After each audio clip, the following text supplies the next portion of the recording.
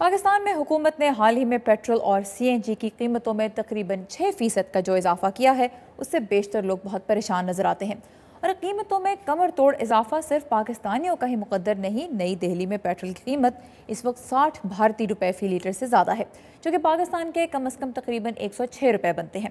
اس میں آئندہ کچھ دنوں کے دوران 8% تک اضافہ متوقع ہے، اور اگر امریکہ کی بات کریں تو یہاں پچھلے ایک ماہ کے دوران پریمیم پیٹرول یا سپر کی قیمت میں تقریباً 5.5% اضافہ ہوا ہے، اور اس لیے یہاں بھی اب عام لوگ پائی سوچ سمجھ کر خرچ کر رہے ہیں۔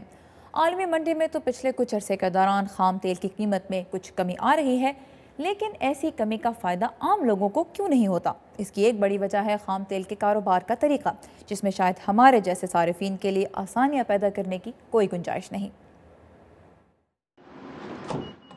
امریکہ میں تیل کی قیمتیں اس قدر اوپر چلی گئی ہیں کہ عوام غصے میں ہیں۔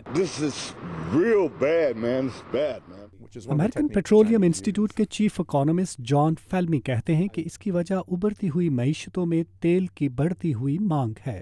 اس میں کوئی شک نہیں کہ ابھرتے ہوئے ممالک میں تیل آج ترقی یافتہ ممالک سے کہیں زیادہ استعمال ہو رہا ہے، اور اس کے استعمال میں اضافہ ہوتا چلا جائے گا۔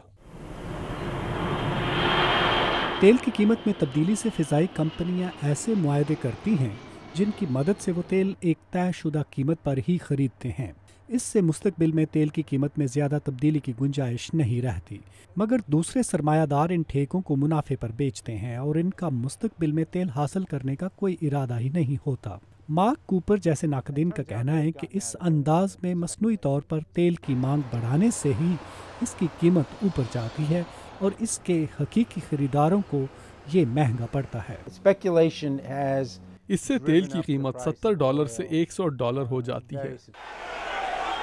کوپر کا کہنا ہے کہ اگر ٹیکس کے قوانین کو بہتر کیا جائے تو اس سے طویل مدت کی سرمایہ کاری کو محفوظ کیا جا سکتا ہے، اور قانون سازی کی مدد سے ان ٹھیکوں کی تعداد بھی کم کی جانی چاہیے جو کہ ایک کمپنی اپنے پاس رکھ سکتی ہے۔ مگر کئی ناقدین کا کہنا ہے کہ ایران سے پیدا ہونے والی کشیدگی نے بھی تیل کی قیمتوں میں اضافہ کیا ہے۔ پیٹرسن انسٹیٹیوٹ کے محسن خان کا کہنا ہے کہ تیل کی بڑھتی ہوئی قیمت کا تعلق مارکیٹ میں تیل کی کمی سے ہے، اور ایران جیسے ممالک پر لگائی جانے والی پابندیاں بھی اس کی وجوہات میں سے ہیں۔ وہ کہتے ہیں کہ واشنگٹن کی طرف سے قیمتیں کم کی جا سکتی ہیں اگر U S strategic petroleum reserve کی مدد سے اس کمی کو پورا کیا جائے۔ اگر امریکہ یہ اعلان کرے کہ ایران کے مارکیٹ سے تیل ہٹا لینے کی صورت میں امریکہ اپنے محفوظ ذخائر سے مارکیٹ کو تیل سپلائی کرے گا تو تیل کی قیمتیں کم ہو جائیں گی۔ امریکہ میں پیٹرولیم کی قیمتیں $4 فی گیلن سے بھی زیادہ بڑھ گئی ہیں۔ یہ $1.5 فی لیٹر کے برابر ہے۔ یہ باقی بہت سے ممالک سے کم قیمت ہونے کے باوجود بڑھتی ہوئی تیل کی عالمی قیمت کو ایک سیاسی رنگ دے دیتا ہے۔ ایک عام امریکی خاندان سال میں 3000 لیٹر پیٹرول استعمال کرتا ہے، اور امریکہ میں منتخب ہونے والے سیاسی امیدواروں پر یہ سخت دباؤ ڈالنے کی صلاحیت رکھتے ہیں۔